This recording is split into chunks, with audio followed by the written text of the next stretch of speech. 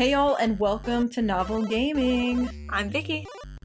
I'm Doug. And I'm Katie. And today we are looking back on the good parts of 2021, which, at least for me, is pretty much just a lot of video game stuff.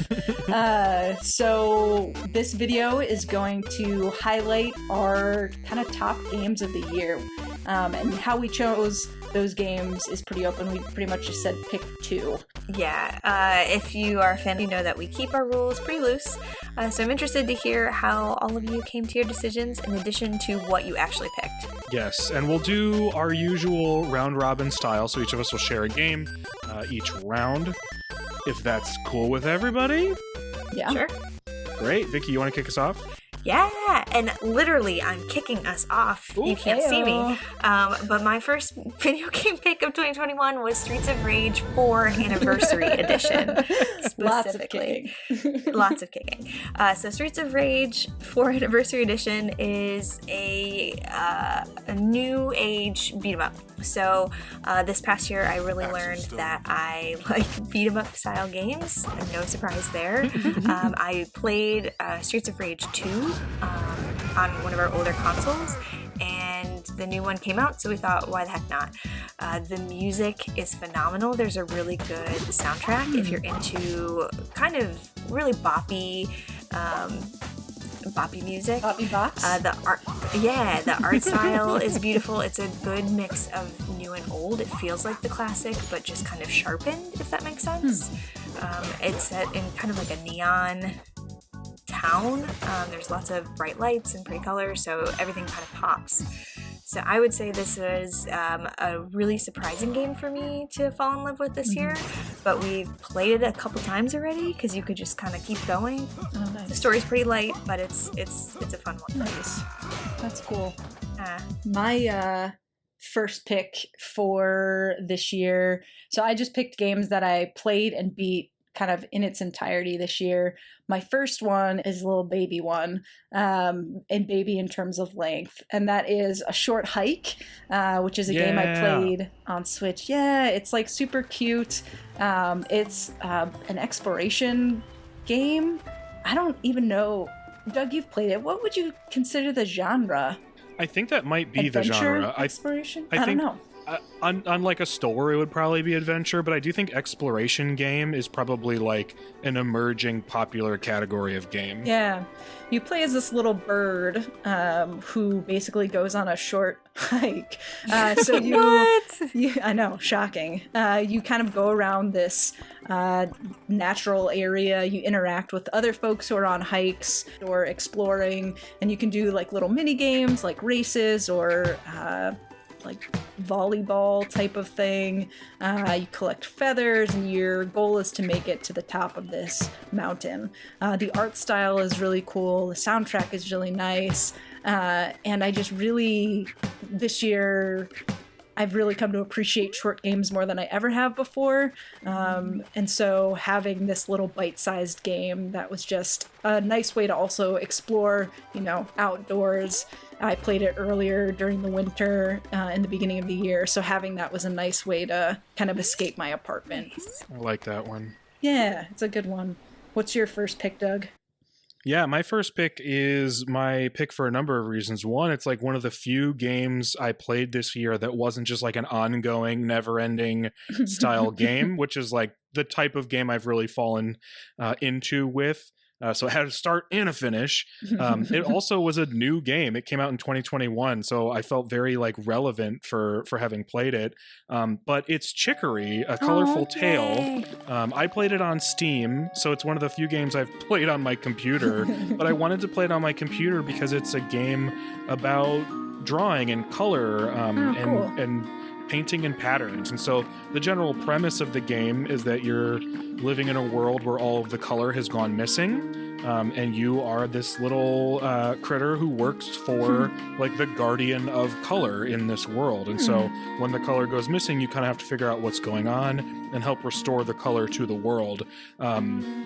the thing that I really appreciated about it, outside of it just being mechanically unlike games I've played in the past, was that the sort of core themes of the game have to do with mental health and self-care and things like that. And those themes aren't just like narrative, they're built into the game itself. So the accessibility features on this game are really kind and really considerate.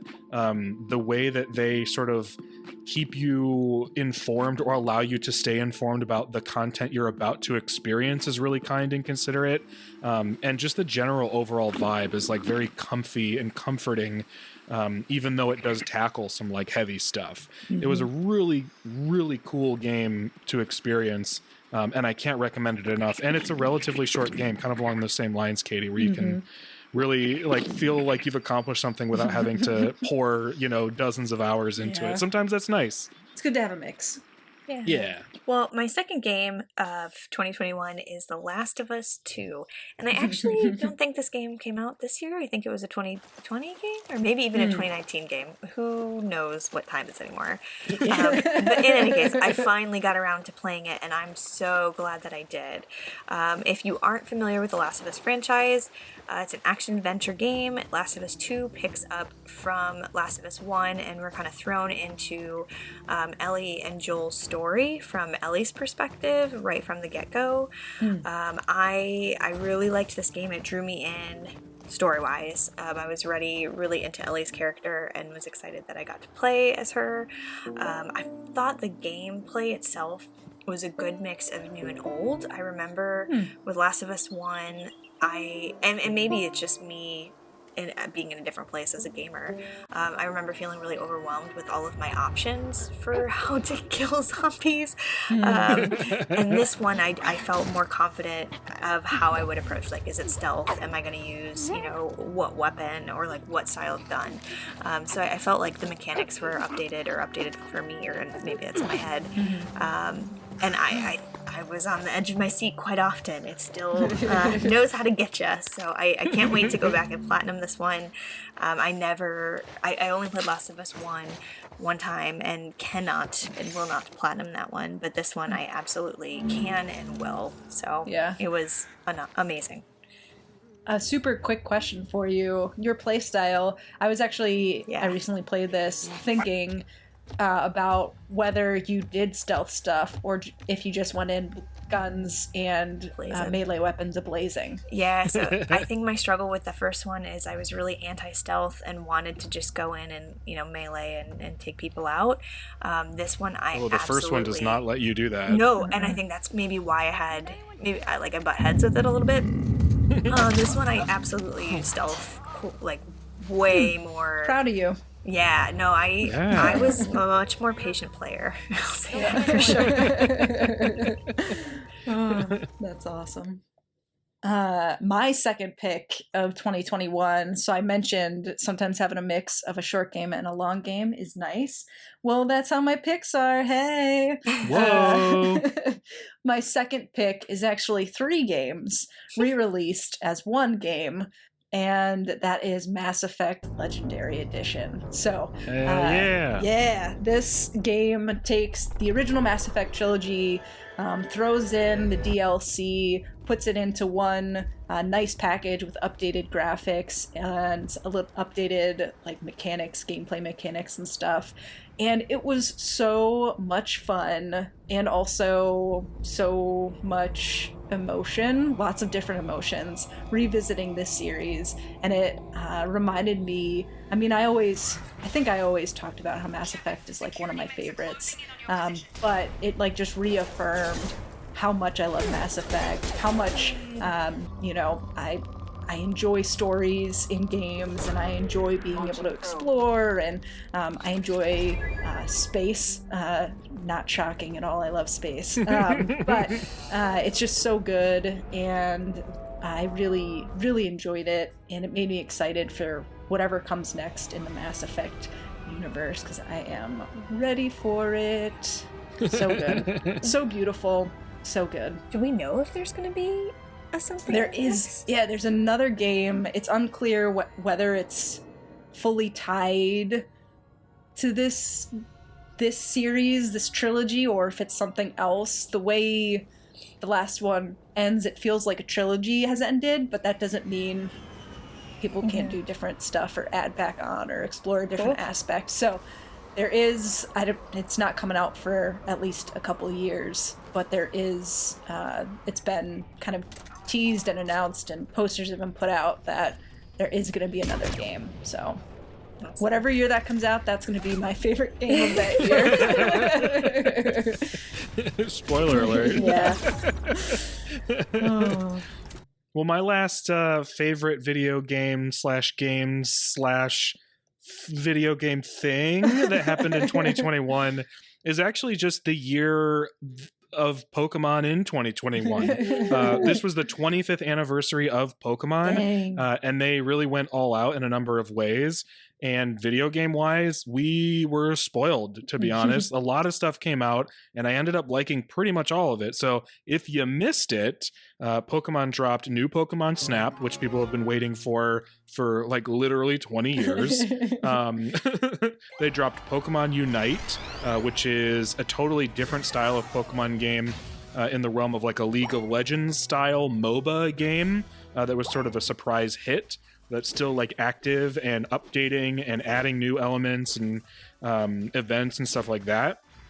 And then also they dropped Diamond and Pearl remakes, the Gen 4 remakes that people have been asking for years and years and years now. Wow. And what all of them are awesome. Yeah. I know, it's great. Pokemon Snap was such a fun thing to revisit, new areas, obviously way more Pokemon available to them than the first one.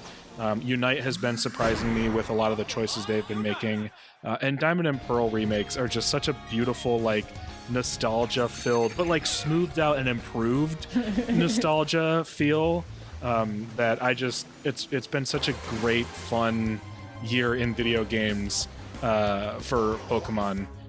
And they announced for next year, this will probably be on my list for next year, hopefully. Oh, yes. They announced this year, real shocker, in Legends Arceus. So it wasn't even just what they did release this year. It's like the announcements they made and the direction they kind of told us they were going in. So just Pokemon in general was one of my favorite things in 2021. Oh, yeah. Dang. So much good stuff. And so much good stuff to look forward to. Yeah, and across the board, too. It's not like it was all in one sort of type, realm, genre, anything like that. Yeah. So, and no overlap, wildly spread. enough. Hey. Yeah. Well, we'd love to know what your favorite games of 2021 were. So share your picks in the comments below with us. We'd love it. And if you dig what we do, feel free to like this video and subscribe. We would really appreciate it. Yeah, thanks everybody for watching. Bye. See you later. Bye. Bye.